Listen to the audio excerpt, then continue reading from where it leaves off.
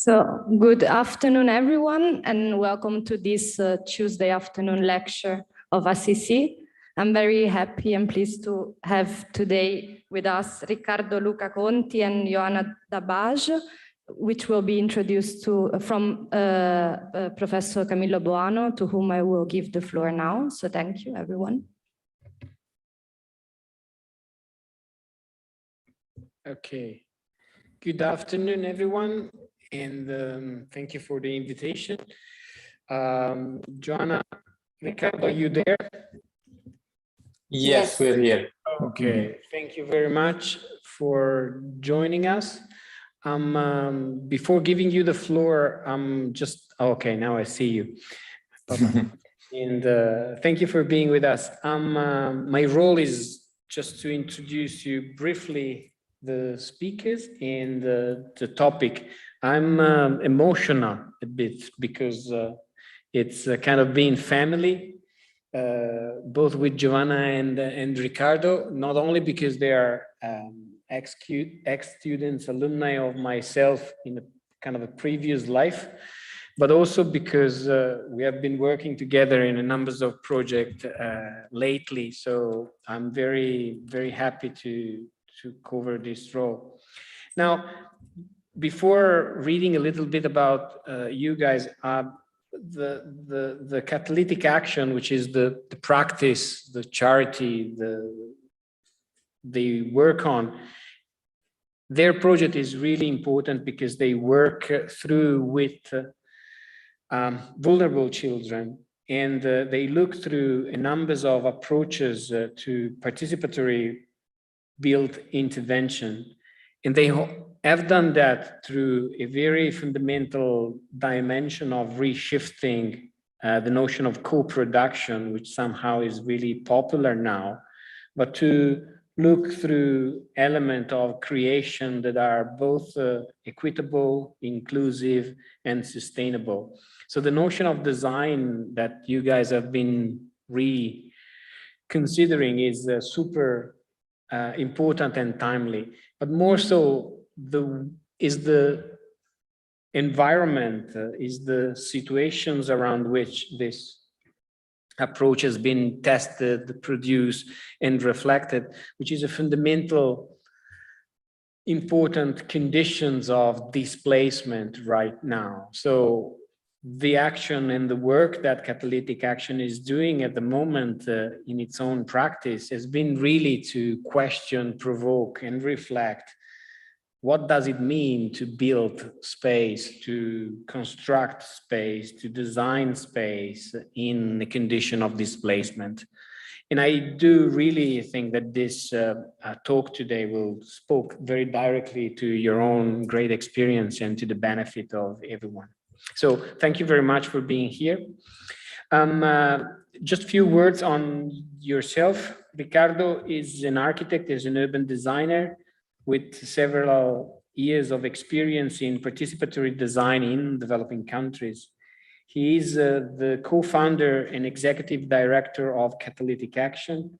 In this role, he has led numerous participatory design and placemaking initiatives, successfully overseeing the design and the construction of built intervention with vulnerable community and managing complex design-build projects of international NGOs, donors, and different technical partners.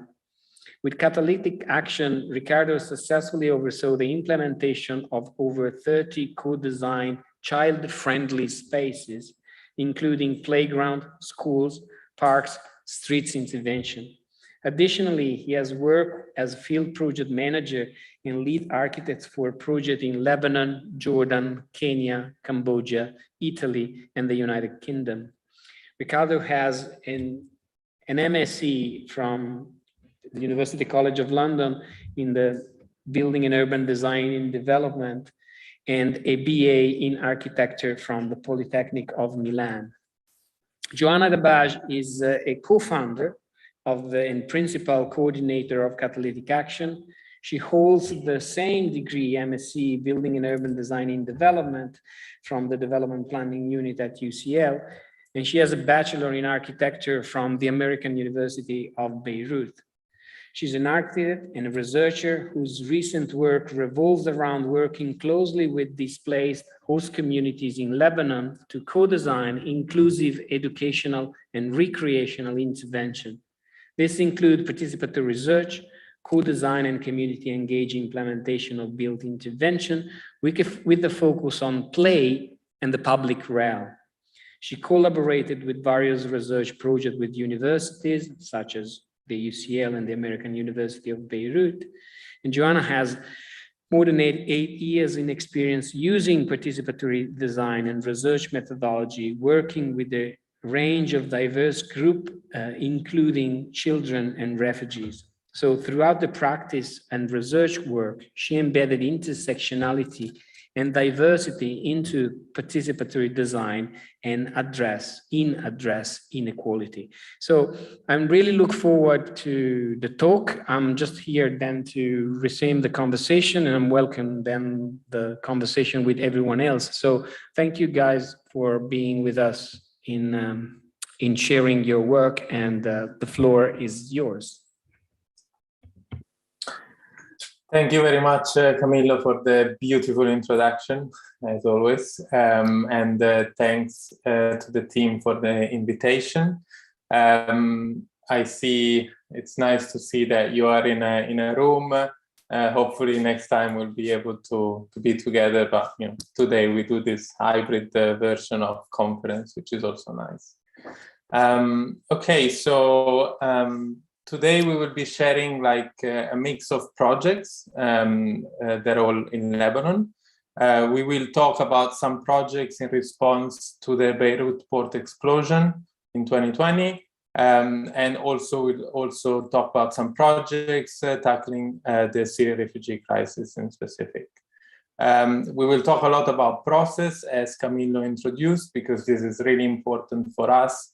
And even more than the final product, the built product of each of our projects. And we hope to inspire you with what we present, and we really want you to ask us questions at the end of the lecture and just have a discussion with us. So we co-founded Catalytic Action in 2014 with this pilot project that delivered a playground for refugee children in a rural area in Lebanon called the Bekaa Valley. And this project really wanted to highlight the importance of play in emergency context. And it was like probably the first project in Lebanon doing this in a co-design way with a participatory approach. And maybe just to give you a little bit of introduction on our history, we started the charity right after we finished our master's degree at UCL.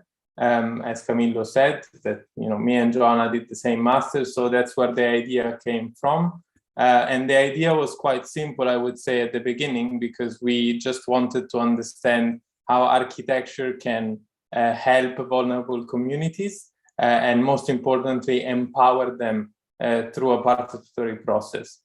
So Joanna is Lebanese, and so obviously there was a connection with Lebanon. So we just, went on a couple of site visits, talked with different NGOs to understand, how can we do something as architects with our expertise and with our experience also in participatory design. And we noticed almost immediately from the first few site visits that play was missing, like play spaces were missing, especially in informal settlements where refugee children were living. As you can maybe imagine, children were just playing on the streets, so there was really a very strong need for safe play spaces for children. So that's where the idea came from. It was a small project, a playground project, for which we started an online crowdfunding campaign, and we were lucky enough to get the funding to do it. And the project you see now on the slide is the final product of this process. It was built with the local community, and I will come back to this project at the end of my presentation just to give you a little bit more details about it. And yeah, so today, after 7 years since this first project, almost 8 years, we continue working with vulnerable children in Lebanon, also extending our work to the communities linked to children, so parents, caregivers, and so on, through participatory built intervention with a very strong focus on play.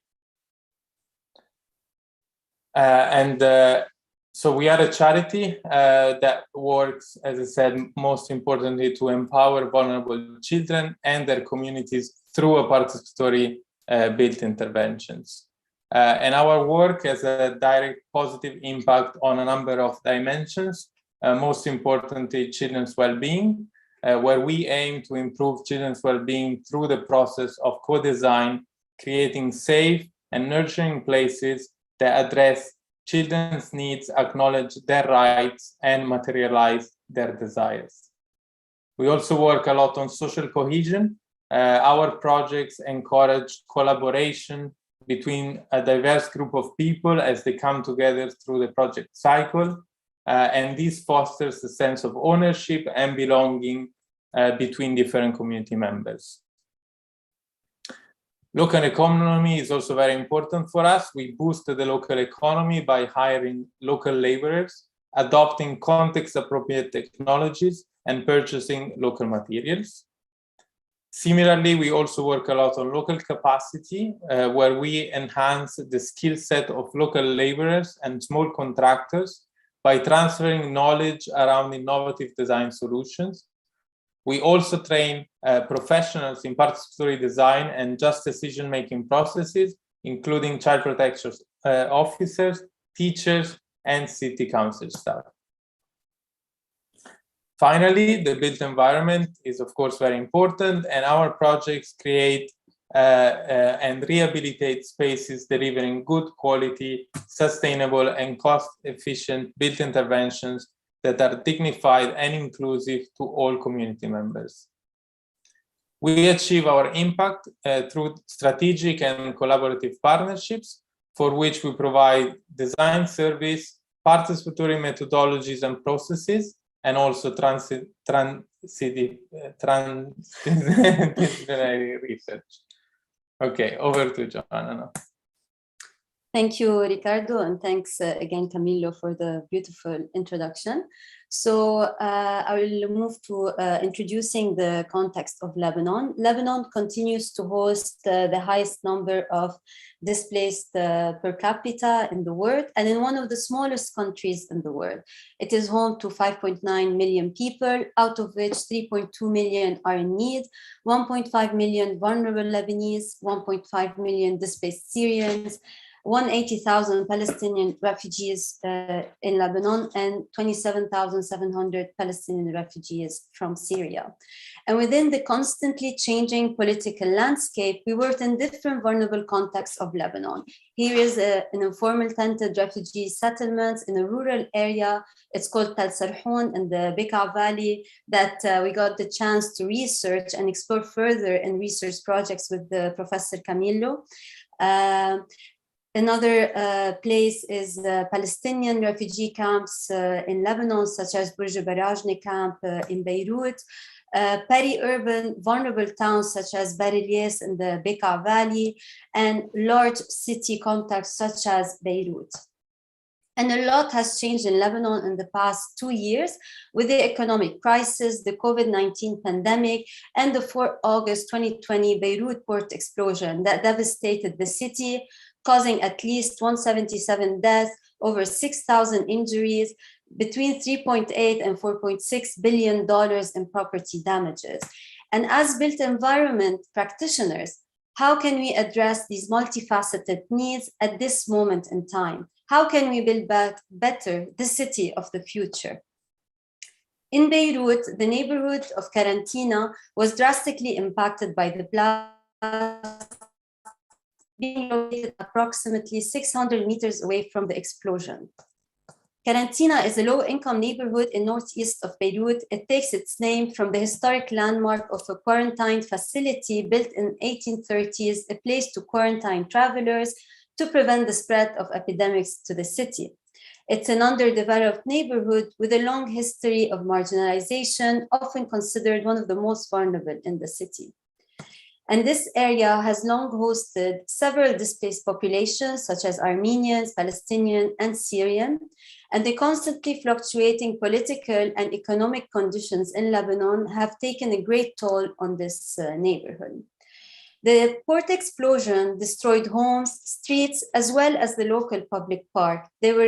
That was badly damaged. We have been working in this neighborhood since 2016. Here you can see Amin in 2016 and in 2020. And this relationship that we developed with the community is what rooted us there. Soon after the explosion, we visited the neighborhood simply to check up on the children and their families, to see how they're doing and to see what we can do to support. And many NGOs and community groups are rehabilitating buildings and homes, giving in-kind donations and supporting families. But we wanted to give voice to the children in this recovery process. We saw that the public park required rehabilitation and children needed the space to cope and recover.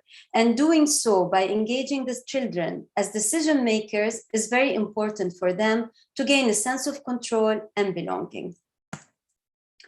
Co-designing with children is a participatory design process that puts children at the center, giving them a crucial role in deciding how to shape their surrounding. For example, here children are engaged in a session that uses drawing and storytelling to get their input on how they would like to rehabilitate the park. And here, older children are playing the role of the architect, doing a walk in the park, inspecting it, and suggesting what they want to change.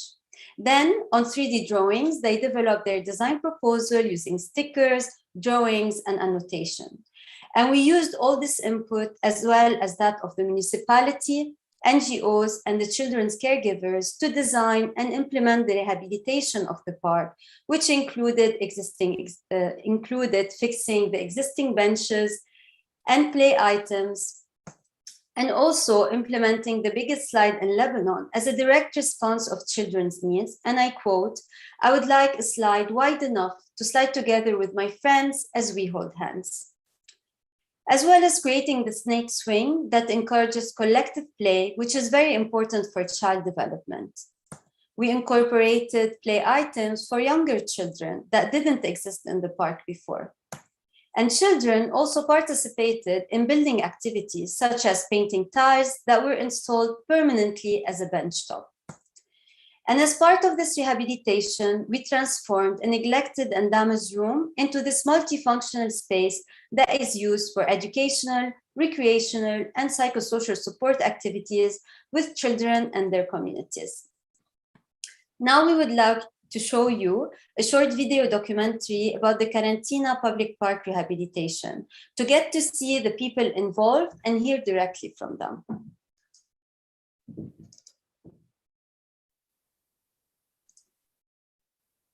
Cheers.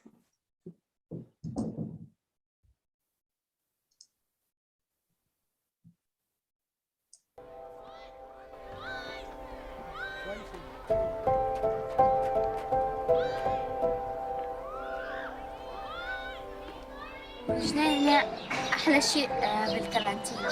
بحب الحديقة من أنا وكان عمري 6 سنين بيجي لهون. أنا بحب أجي على الجنينة لأنه بس فيها أشجار ونجي بنلعب أنا ورفقاتي.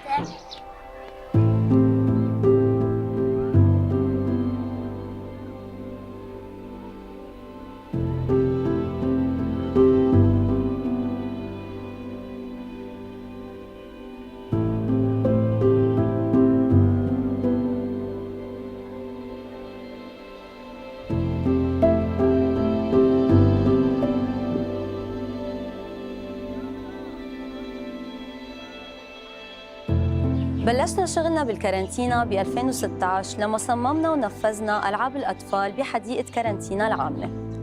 بوقتها خلال هالمشروع شراكة مع المجتمع المحلي لنضمن أنه تصميم مساحات اللعب صلبه وأساسه هي مشاركة المجتمع. لنحقق هيدا الشيء نظمنا عدة أنشطة تشاركية مع الأطفال لنسمع وجهة نظرهم ونعرف رؤيتهم عن الحديقة. كجزء من مبادرتنا الأولى بالكارنتينا اشتغلنا على تدخلات صغيرة بالحي، خصوصي لما عرفنا أنه أفراد المجتمع بدهم يزيدوا ألوان وعناصر مرحة بالحي تبعهم.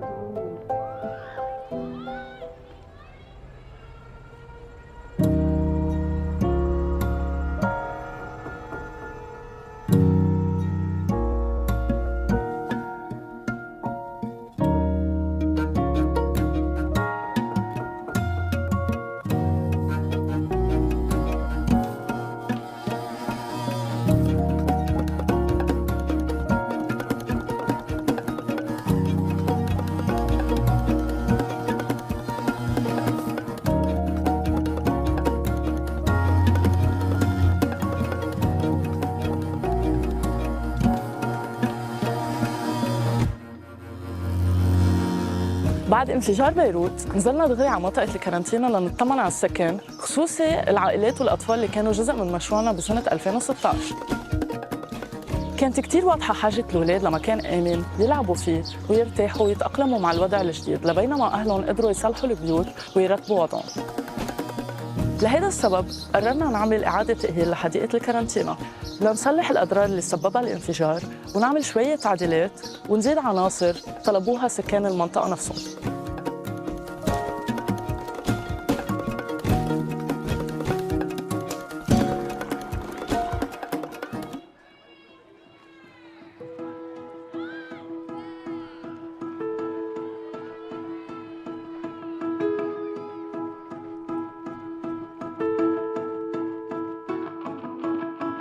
لنضمن أنه مشروع إعادة تأهيل حديقة الكارنتينا عم بتمثل أو عم تعكس المجتمع، عملنا ونفذنا نشاطات تصميم تشاركي مع الأولاد والصبايا والشباب وأهاليهم. النشاطات التشاركية يلي عملناها لنصمم الحديقة نفذناها وعدلناها لتستوعب الحاجات والاهتمامات المختلفة لكل الأطفال.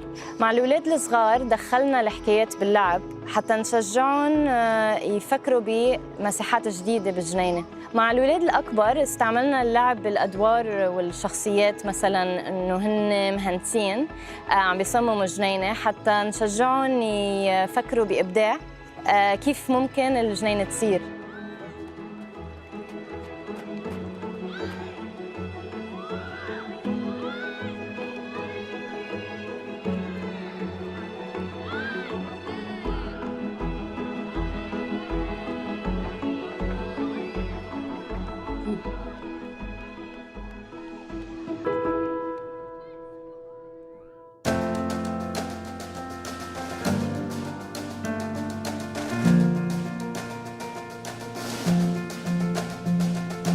ناخذ بعين الاعتبار الناس اللي موجودين حوالينا، بنحاول نستفيد من الطاقات او الشباب اللي موجودين. نحن مقسمين بفريقنا بين سوريين وبين لبنانيه موجودين معنا وكانوا يشتغلوا معنا، في معلمين اشتغلوا معنا من الكارنتينا نفسها.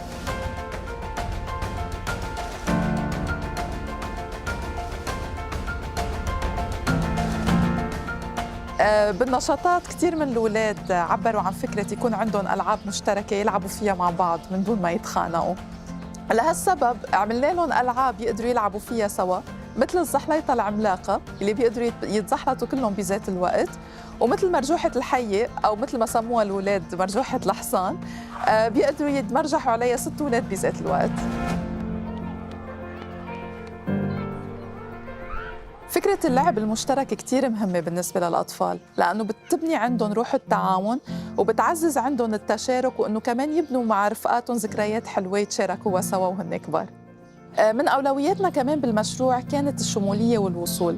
لهيدا السبب عملنا بعض التحسينات بحديقة الكارنتينا حتى تصير مساحة شاملة وبالتالي تكون ملائمة لحاجات الأطفال ذوي الاحتياجات الخاصة.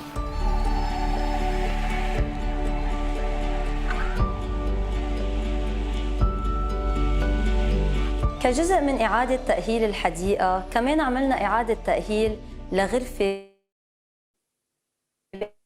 قلب الحديقة سميناها مكاني. مكاني هي غرفة أنشطة متعددة الاستعمال فينا نستعملها تنعمل أنشطة ترفيهية وتعليمية للأطفال.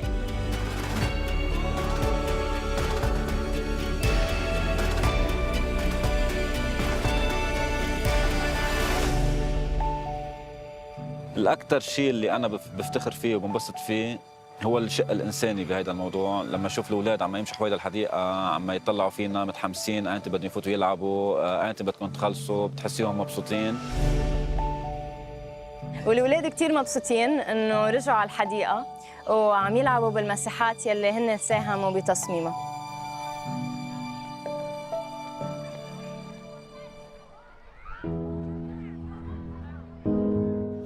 بحب المراجيح وكل شيء، بحب الزحليطة وبحب كل شيء، وبجي بتسلى وهيك.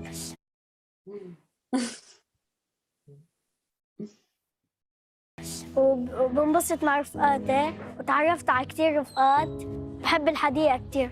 لما كنت مسكرة ما كنا نعمل شيء، بس الجنينة هي اللي بتسلينا. أنا لما فكرت الجنينة انبسطت كتير كتير كتير، والجنينة كتير بتعني لي.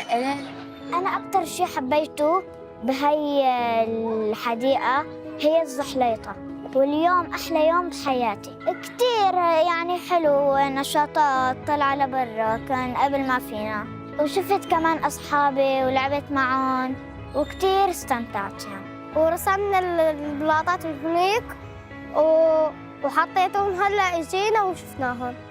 أكتر شيء أنا بحب المراجيح، بحس بالراحة كتير لما بلعب، لما بشارك رفقاتي هيك، نقعد سوا بنلعب كمان.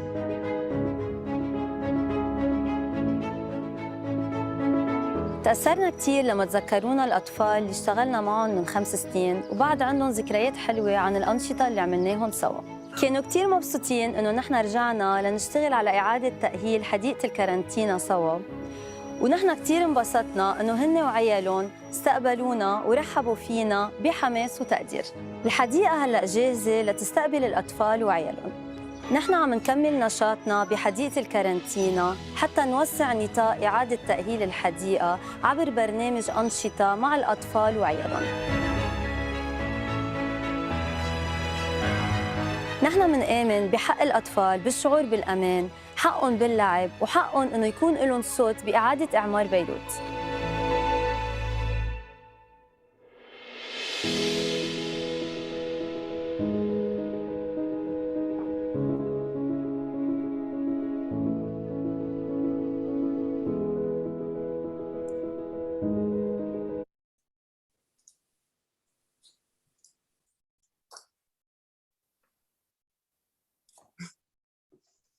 We hope you enjoyed this short video documentary. And as we said in the video, we have been conducting a program of co-design activities with children in which they explored small-scale model making and to express and explore what spaces make them feel safe, relaxed, and happy. Then they moved to one-to-one models of the spaces. We gave them a set of materials, and they were free to explore, design, and build their spaces.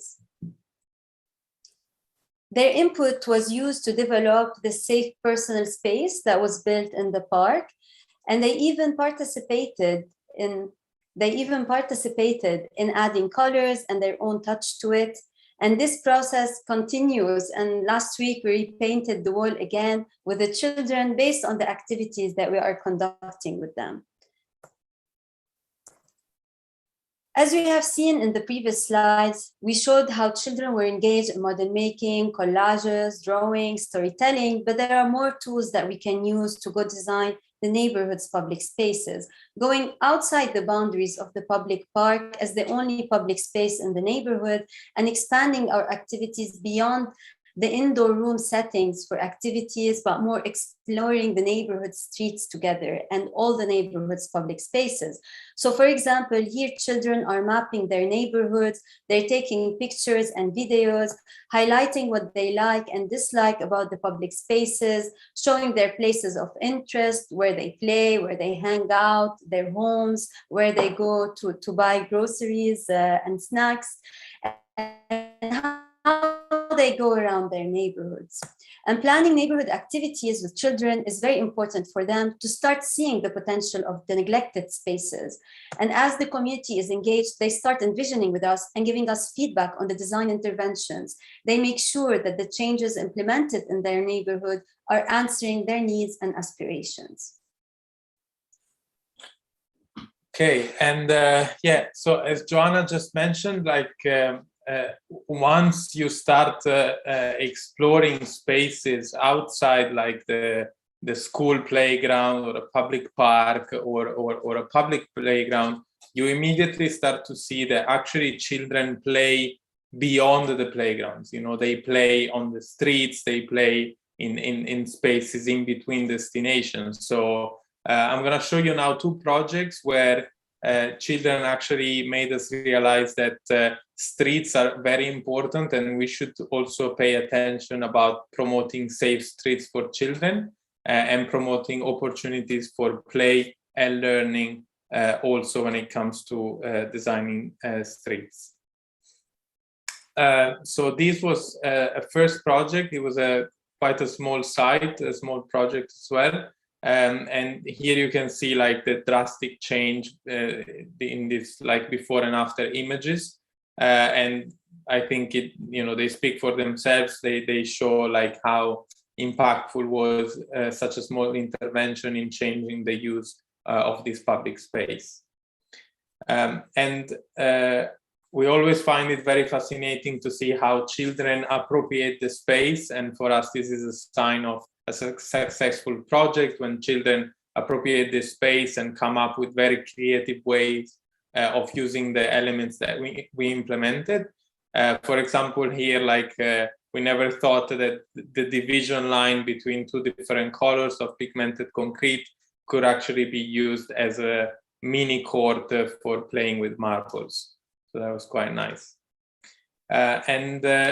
When we design, we often think about maximizing affordances, and this is quite important when designing with children and for children, because, for example, a bench, like in this project, you see this long, colorful bench, can be designed just to be a bench, but actually, like if you design it to be a bench, but also to be used for running, for cycling, for jumping on, with different colors, textures, and even to slide on, you know, the same element and the same also financial investment in a sense can create a much greater impact on the community. So after we completed this project, as I said, it was quite a small pocket space. It was designated as a sidewalk area. It was quite successful, so we took the opportunity to scale up this project in a much wider area. As you can see in the drawing, we rehabilitated the streets around the public park that Joanna presented before, but also like connecting to the public hospital in Carantina. And the project pushed a lot for prioritizing pedestrian use and increasing the safety of children.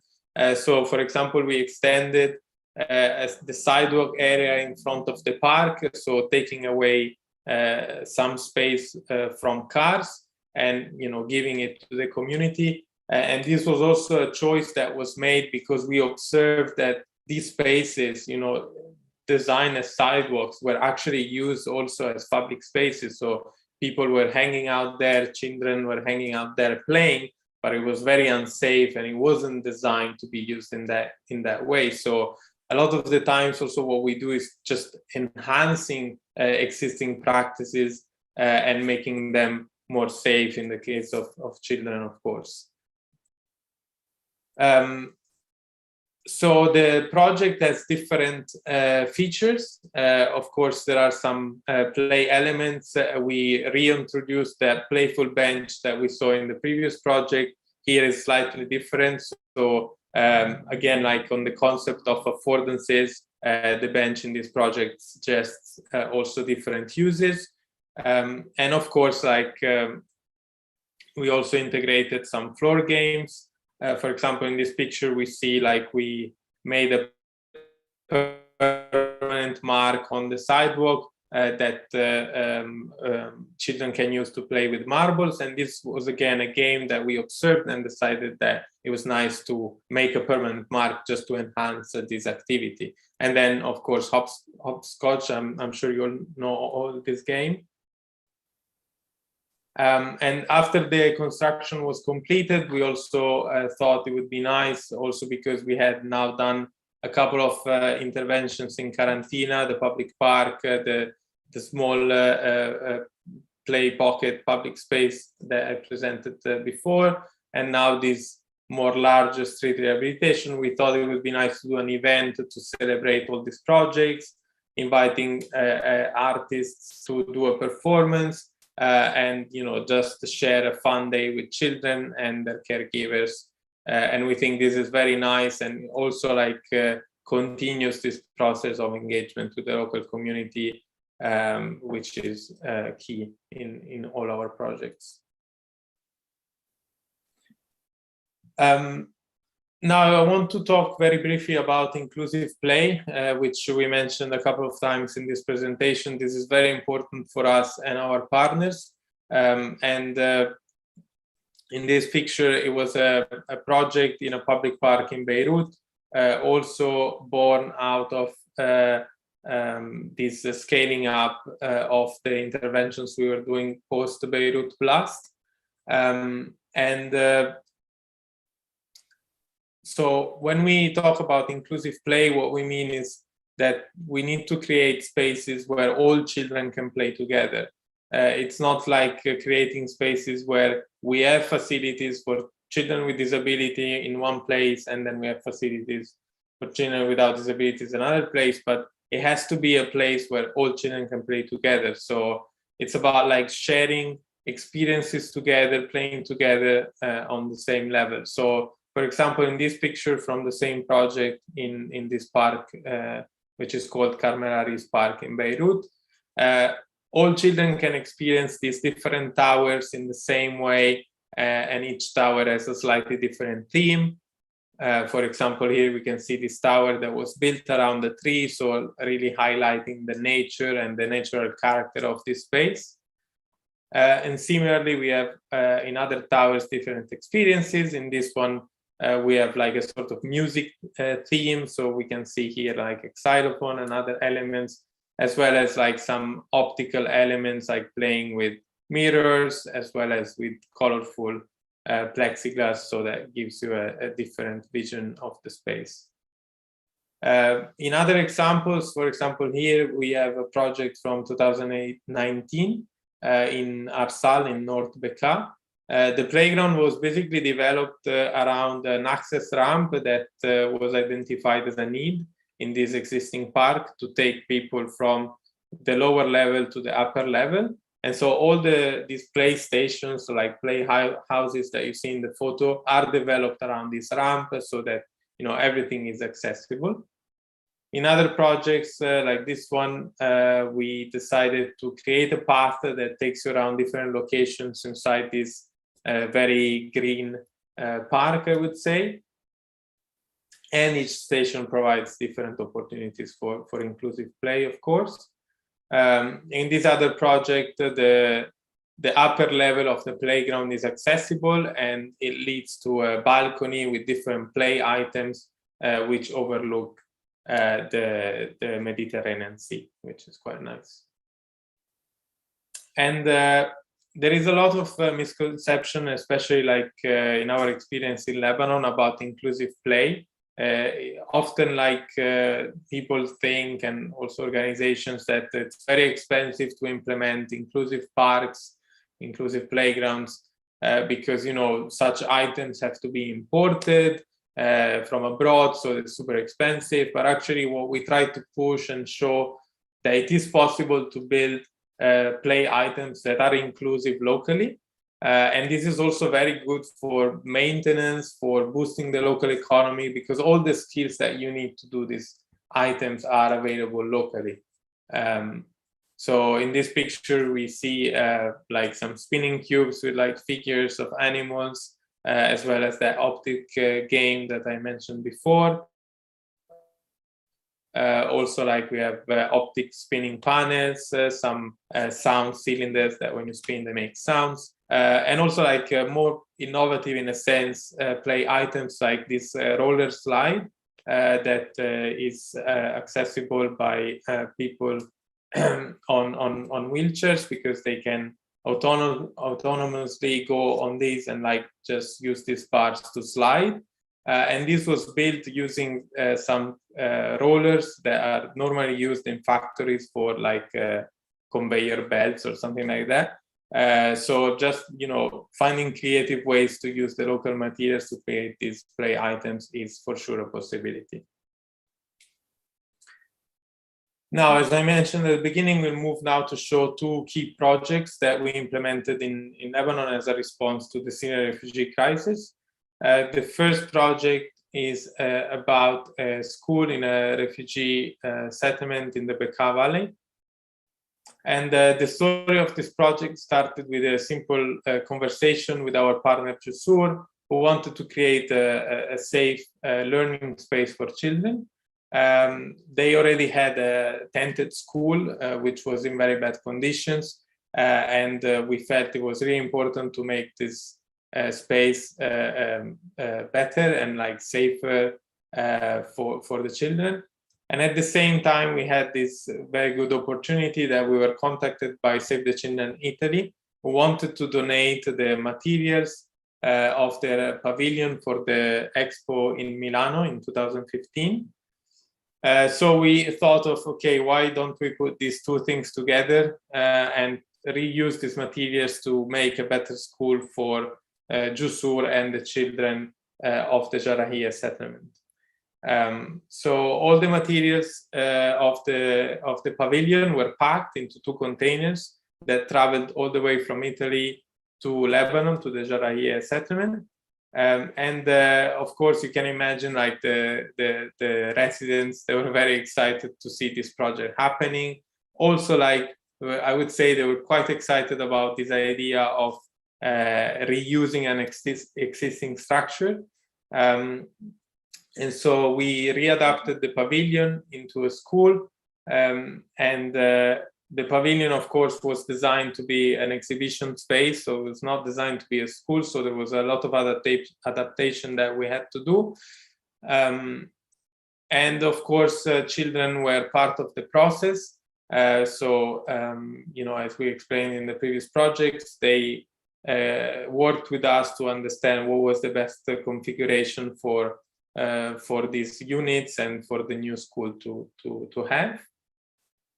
Construction took around 4 months, during which the project team came together with the local workers who were hired from the settlement directly. Everyone worked really hard to make sure that the school was going to open in time for the new academic year to start. And, you know, as you can see in this picture, like sometimes even working late at night.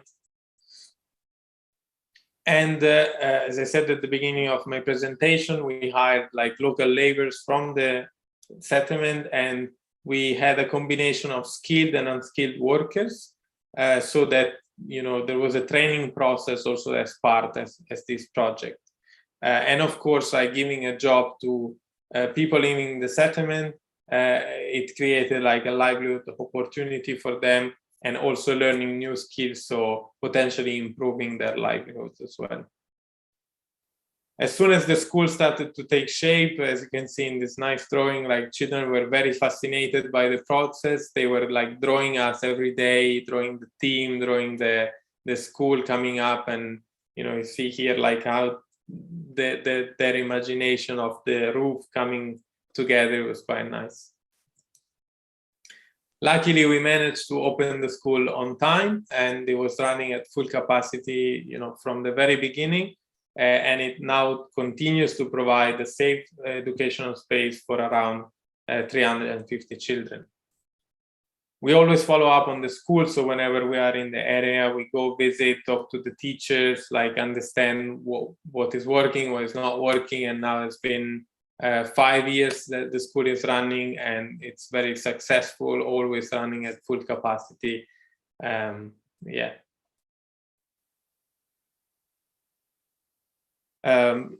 Just like as part of one of the visits that we did, like we also collected a more structured feedback from the residents, and I really like this quote because it shows that it's really important for the community to have like a dignified spaces.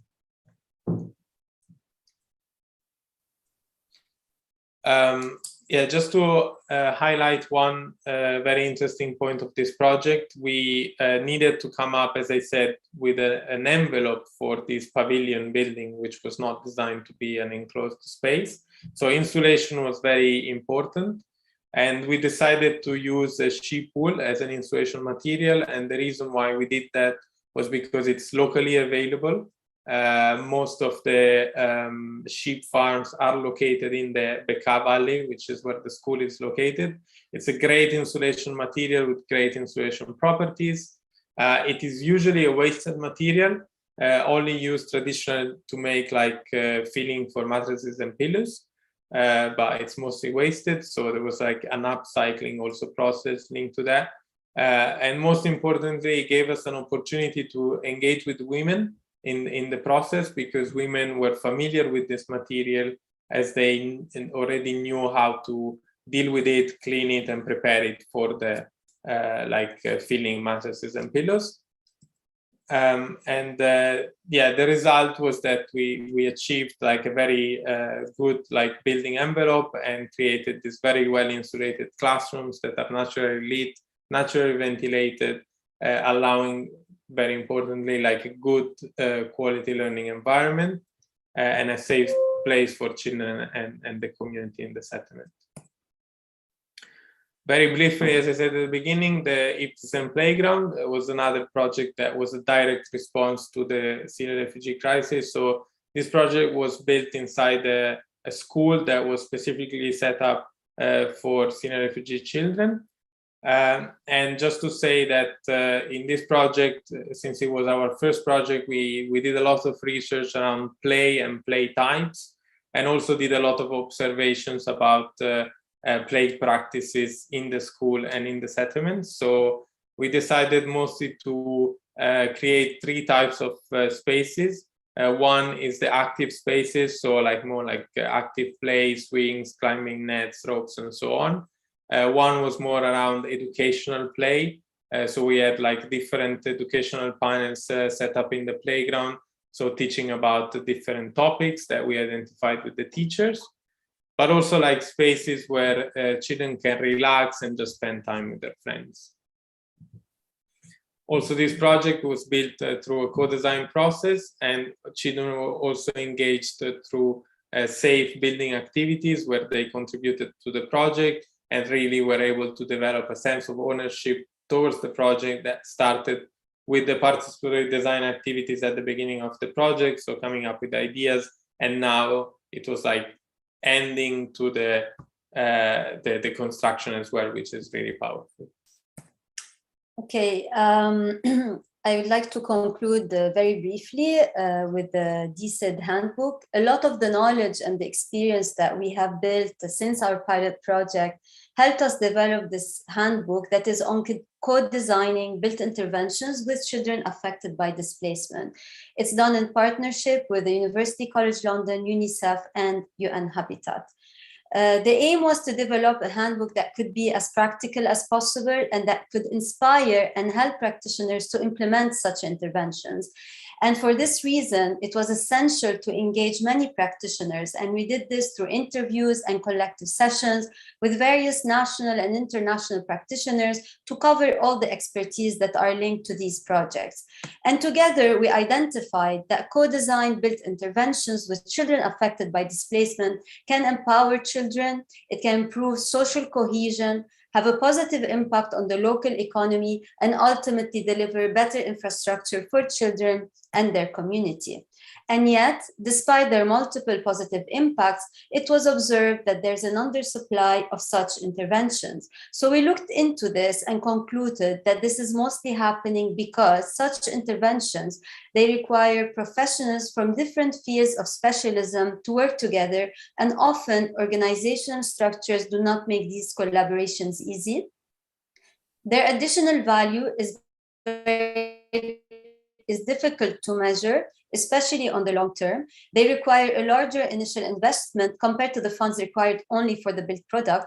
And lastly, these interventions often present multiple operational challenges, including some linked to safeguarding. And therefore, the handbook addresses these challenges by providing practical guidelines and tools. It's divided into 3 parts. Part A is about designing with children. Part B talks about procurement and building. And part C is about post-building impact and sustainability. And as I mentioned, we wanted this handbook to be very practical, which is why we included a number of step-by-step tools and templates that practitioners are able to download and use to engage with children in co-design activities.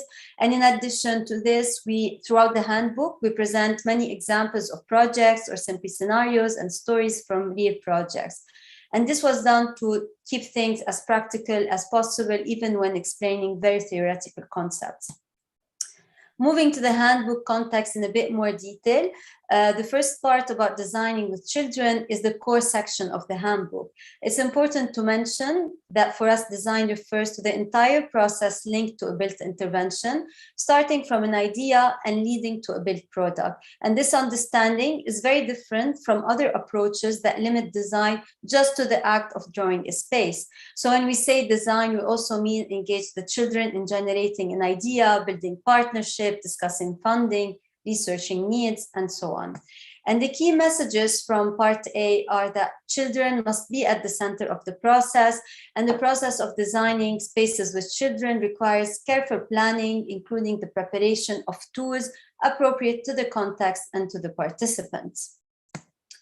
Children should be engaged through playful and fun activities, and good facilitation is key for a successful participatory engagement.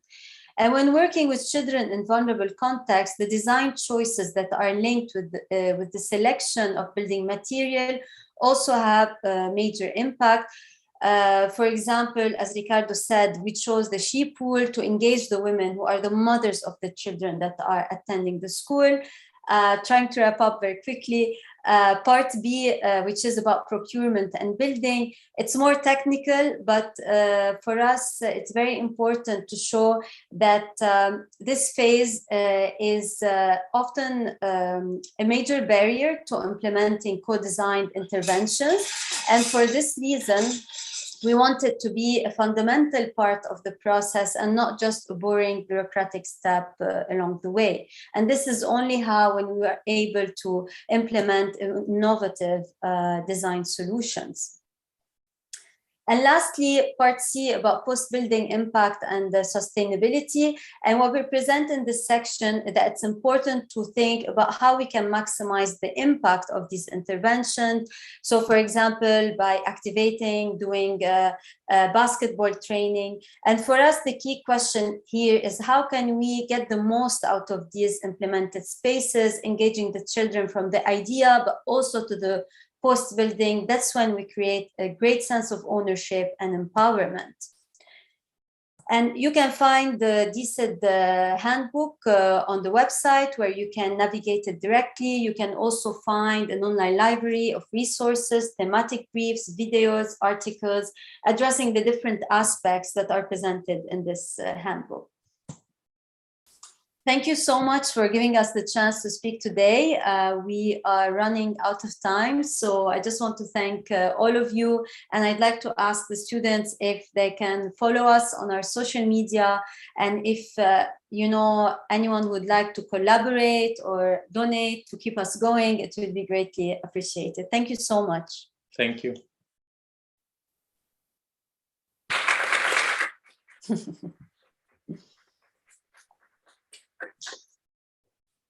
Thank you very much. It's been very interesting, and I think it's the second time I listened to you both in the same place speaking. So it's not something rare that has happened. So it was very, very useful. However, thank you very much. It was a very nice journey across your own different projects and the different methods and strategies you have used. Now, I know that there are several questions from here. Maybe can we open the conversation? We have people from here, and I'm sure there are people online, maybe if they want to take the role. you want to come over? And then we'll open a conversation and come back to things. If there's anybody online that wants to speak, maybe write it in the chat and we'll tell you. Okay, so we have a question from here. If you stop sharing the screen, maybe we can, that would be lovely. We can come back. Excellent, thank you. So we can see you full screen. Hello, thank you. First, I would like to congratulate you for wonderful work. It's very important to see architecture doing with meaning. And for that, I say thank you. It's very inspiring. I was seeing other videos that you did, and also in Caratina Public Park, I saw the phrase humanity impact. And that showed me how our approach of architecture is related to an old business model. So I would like to know if the work of architecture should look up to solve this crisis. And in doing this, how us like students could contribute in doing that. Thank you. You guys, you're shot with a very difficult question. You want to go first answering or discussing, or we take another one? I think it's better doing one only, much easier. Okay. So. Yeah, as you said, Camilo, it's a very, very difficult question. I mean, I think that from our side, you know, we can share our experience as students. We were very inspired also with the course we did at UCL. Like, it was a great opportunity also to be exposed to a different way of looking at architecture. But then also, of course, when we finished the masters, we had the challenge to, you know, okay, now how do we put this into practice? You know, because one thing is research, academia, the other thing is practice. So there is definitely like lots of changes to be made, and it's not easy. I would say we were very lucky to be able to make it on our own, to start our own practice and push what we believed it was like a good approach in architecture. But, you know, us alone, we're not going to change the whole sector. But I think maybe, you know, we show that it's possible. So maybe we can encourage students to at least give it a go, try. We were very shocked that when we started the crowdfunding campaign online, people actually believed in what we were doing. You know, of course, we had family and friends donating, but it wasn't enough. So there was a large percentage of people that we didn't know donating to the cause. So I think that, you know, definitely there is an interest. So yeah, it's possible. Thank you very much. More. And thinking about crisis, it's possible to imagine how the reconstruction of the cities of Ukraine are going to be. Do you think it's going to be like a more participatory way or an old way of approach of reconstructing the cities? Thank you. I think it's very important to learn from previous case studies. Like in Beirut, for example, the reason there was an interest to rebuilding in a participatory way, and there was more like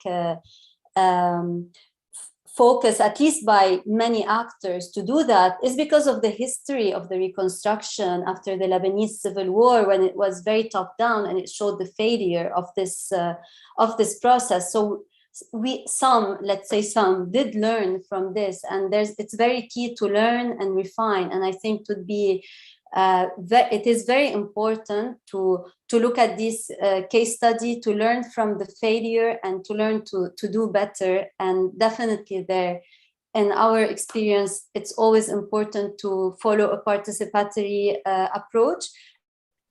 And most importantly, we're advocating to also follow it with children and with groups who are often not engaged in this process. So in Lebanon, for example, it was women, it was young children, sometimes it's also the elderly. So it's very important to do that. And you reflecting on this alone means you thought of it. So that's great.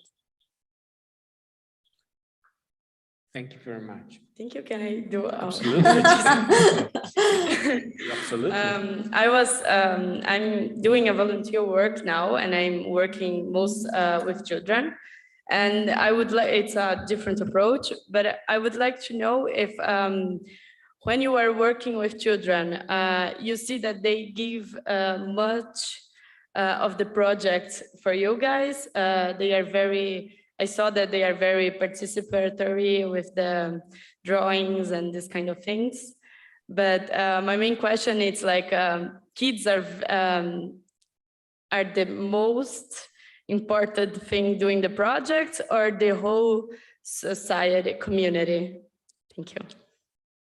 Yeah, we focus on working with children, but as we presented in like in the slides through the projects, that we also work with their caregivers.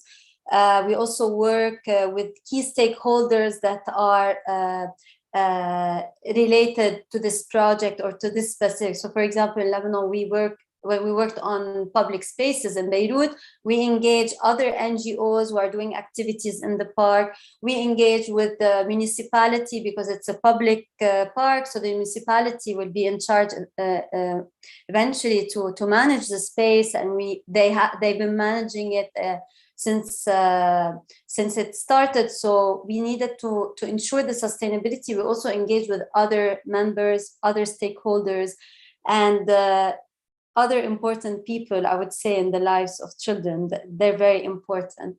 Yeah. Thank you. Excellent. Thank you.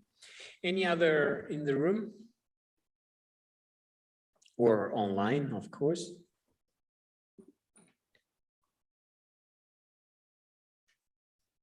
Please, would you mind coming down? Thank you. Online, remember to write it in the chat or to raise your hand or something to make yourself visible. Yep. First of all, I would like to thank you for the presentation. It was really good. And I realize how important to have a small space for a children, for a child, to have this unforgettable memory for their life, and how can a small thing can change, because they become a part of this public space by doing together. So it's super important for me, as also after this pandemic, after this catastrophe, it becomes so important to bring and involve them. But at the same time, I was wondering, we saw all of those photos, and we see these kids freely playing with different type of clothes, in different environment, maybe different seasons. I was wondering, since we are living in the northern part of Europe, and the family type and the kids and their behaviors, social patterns are so different than the others. For example, we see the children coming with always their parents or their nannies, but they are so free, and you need to be unsure about their protection as well, because they have this tendency to go further than the playground space. So I was wondering what could be this big difference between these children, but at the same time, the similarities that you found between these case studies. Thank you. Yeah, thank you. Yeah, I think it's a very important question. So thanks for asking. And like recently, we have been thinking about it quite a lot. Also, we are trying to expand our work outside Lebanon. And as you said, like there are different challenges in different contexts. Like, for example, in Europe, like as you highlighted, like parents seem to be very conscious about the risks and safety, and like, you know, also like authorities, like I mean, there are plenty of articles saying that playgrounds have become like very boring places for children because they're very safe, so they're not inspiring for children. They would rather like run away, go play in the forest. That's you know, way more fun. So of course, like the context matters a lot. So when we did the first research on the Iptasen project, we were facing that specific context. But of course, whenever you move, you have to first do your research and understand the context very well to understand play practices, what are the challenges and what can be done. But in general, what I think is very interesting and worth exploring is this idea that it's not something we invented. There is lots of literature about it, that play spaces for children are like a network of spaces. It's not like one specific space. So we should like try to think as much as possible, how can we enhance play in the different spaces that children inhabit? So whether it's the space of the private house as well, but also maybe the street connecting the school to the playground, to the hospital. Like there is so much potential in the city. And now like some stakeholders are starting to work on that, but I think there is still a lot of work to be done. But it's surely a very interesting topic. So yeah. Excellent. Thank you so much. Even I wanted to add something more. I realized that this is not only difference between Europe and the Middle East countries, also sick children and healthy children. Thank you. Thank you. Thank you very much. Excellent. Anyone else in the room or online? Just help me with the online because I can't see very much. Anyone in the room? Okay, while you were up a second, I don't know if it has a question or a consideration, but a question maybe. I have two sets of questions. The first one is kind of, I understand the fundamental political role of play, which is not only, you know, the one that is described as an opportunity, but also a way in which a bench becomes something else, slides become something else.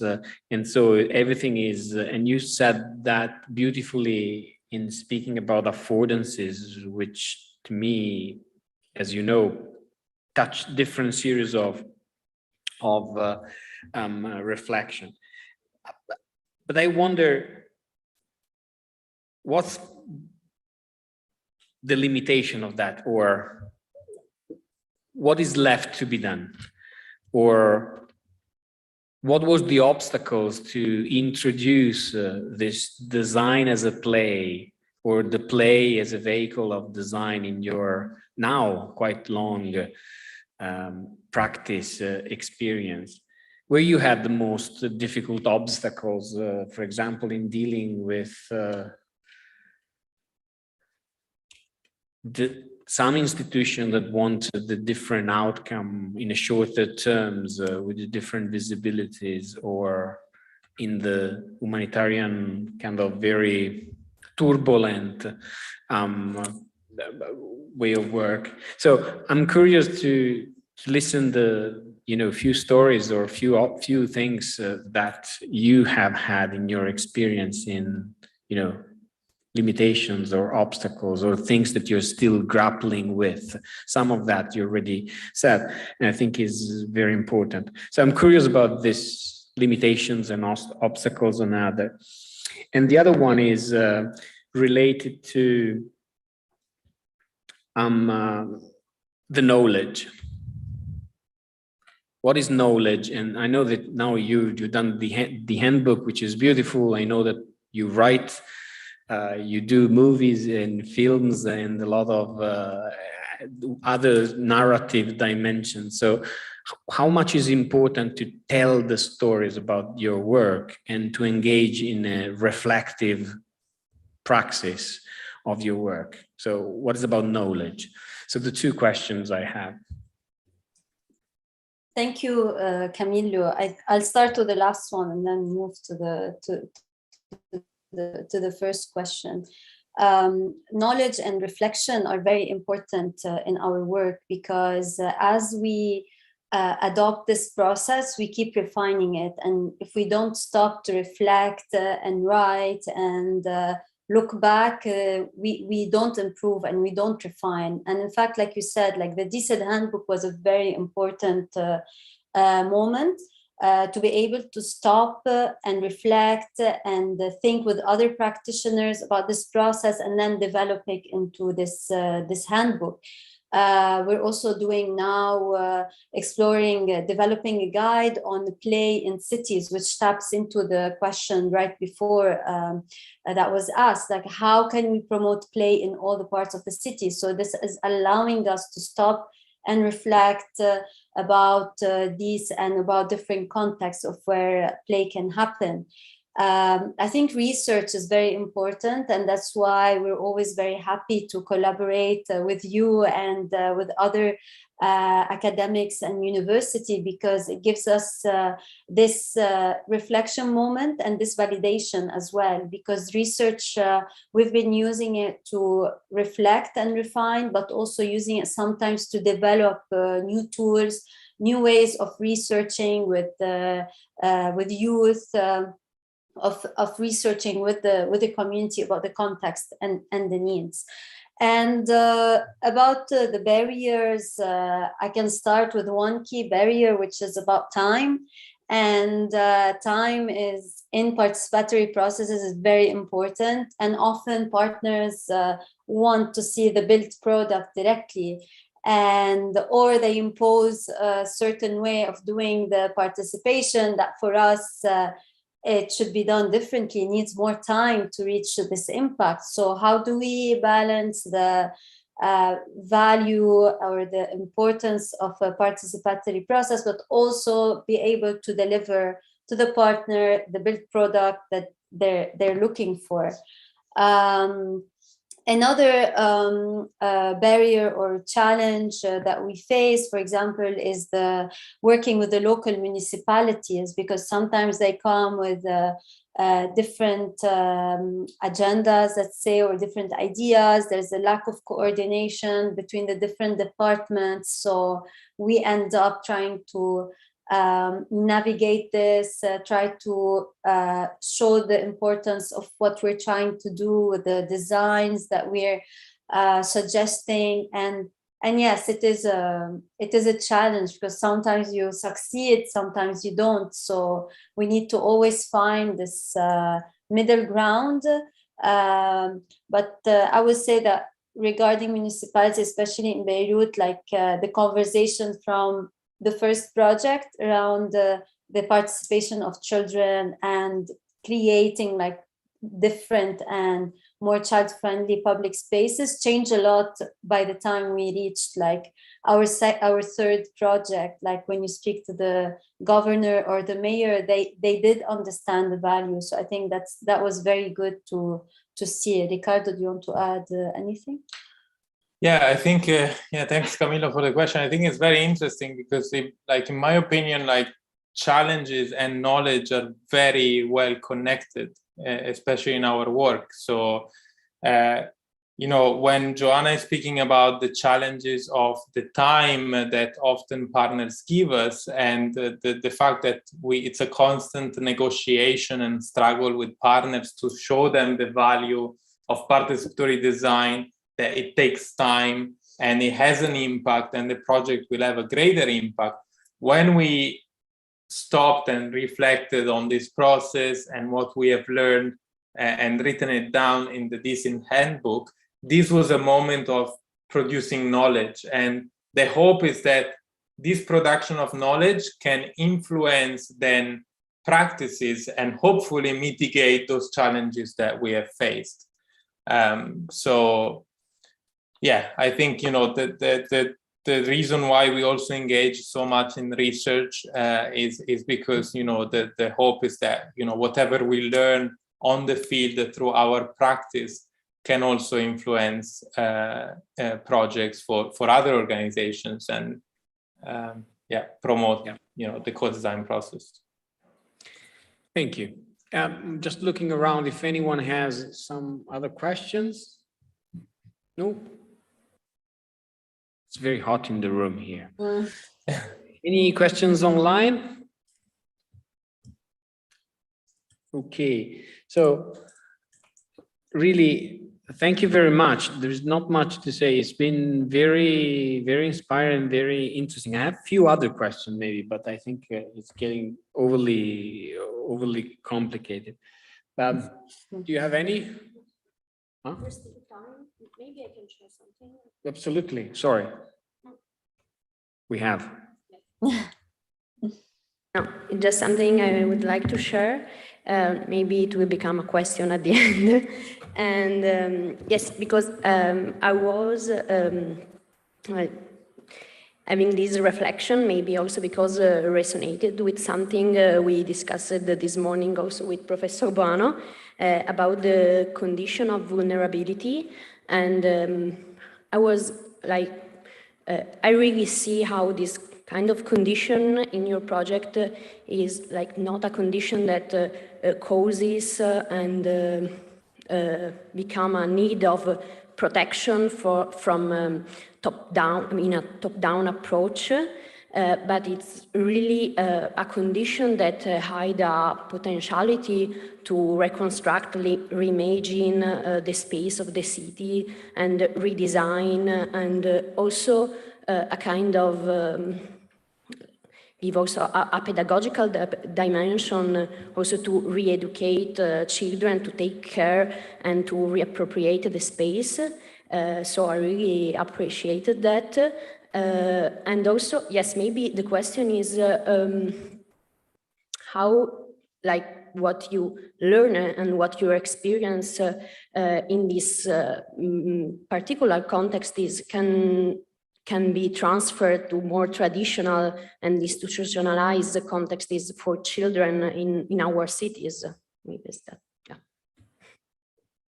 I don't know if I was clear. Yes, well, I think, I mean, partially this reflection was also done when we were writing the Dsad Handbook, because even though that piece of work was still very much focused on children affected by displacement, we were also trying to make it like in a way that, you know, some of the processes that we do can still be applied in other contexts.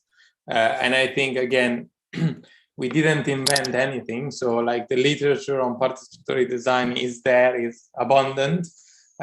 So I think that, yeah, like definitely what we do, like, yes, we have nuances in our work, but I think that, you know, the processes that we adopt are very much applicable in many different contexts. Taking into consideration, like Joanna mentioned when presenting Dsad, that there are some very important steps to take. So not to pretend that, you know, just anyone can conduct participatory activities. They require very skilled facilitators, that they know what they're doing, and the tools that you use, they need to be developed for the specific context and the specific issues that you're trying to face. Yes, I think this is a very interesting point about not the specificity of the participatory process, but the way in which this has been targeted towards a specific environment and the specific sectors of architectural engagement. I think the idea of the multiplicities of spaces rather than the single playground, that was something that already, you know, Aldo van Eyck was saying several years back. And I think the way you have somehow upgraded, or, you know, take it, that session, that learning and that reflection up towards a fundamental engagement with one component of the present, which is posing completely different question, which is the one of displacement, I think is not just, you know, one place of engagement versus another, is the fact that the profession and the mode of operation of architecture has to adapt to current challenge, mobilizing different forms of knowledge and different assemblages of partnerships, of conversations, of alignment that you have said. So I think that speaks very well with the fact that it's not a geographical per se dimension, but it's actually, I would say, an ethical and methodological one that remain surely important. So thank you very much for this. Thank you for your time. Just one question you can leave us. What you're working out at the moment? Tell us some secrets very quickly. And you know, there was elections in Lebanon over the weekend. So if you can say something specific with that, and this is to a certain extent is a way to really thank you very much for the time that you have spent with us this afternoon. So any gossip? About the election, I won't say much because it's recorded. But there are some, let's say, some sparks of hope towards change. Not a lot, but at least there is some change. So I'm very happy about that. And yes. And about what we're working on today, we're working on 2 playground projects in Bekaa. One of them is rehabilitating the one that we did in 2018 or 17, yeah, and which was really great because we don't often get the chance to revisit and rehabilitate with the same partner and fix and improve, which is really, really good.